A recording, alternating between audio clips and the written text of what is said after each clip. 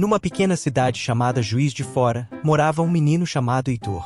Desde muito pequeno, Heitor tinha uma grande paixão pelos dinossauros e sonhava em se tornar um grande geógrafo para explorar o mundo e descobrir mais sobre essas criaturas pré-históricas.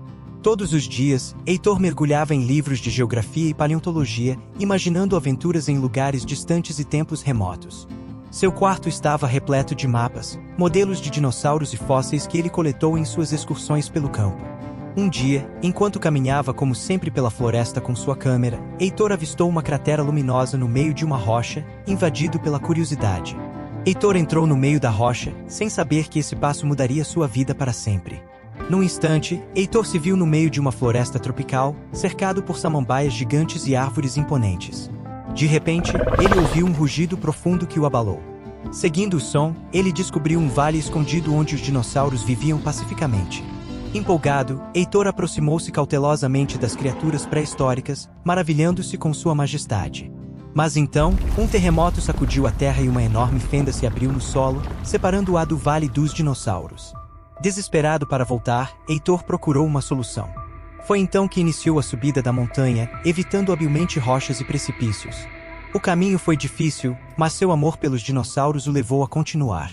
Finalmente, após horas de viagem, Heitor chegou ao topo da montanha e contemplou o Vale dos Dinossauros com as lentes de sua câmera, deixando um registro de sua aventura mágica. Cheio de emoção, Heitor desceu ao vale, onde foi aceito pelos dinossauros. Heitor se sentiu mais feliz do que nunca, vivendo o sonho de ser geógrafo e estar cercado pelos seres que tanto o intrigavam. Depois de horas explorando e aprendendo, Heitor sabia que era hora de voltar para casa. Com o coração cheio de lembranças inesquecíveis e novos conhecimentos, ele se despediu dos amigos dinossauros e iniciou a viagem de volta.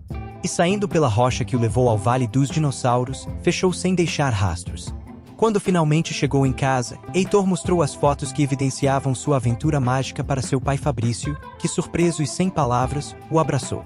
Desde então, Heitor continuou a perseguir a sua paixão pela geografia e pelos dinossauros, sabendo que, embora a sua viagem pelas montanhas tivesse terminado, carregaria sempre consigo o espírito de aventura e descoberta que o levou a viver uma história tão extraordinária.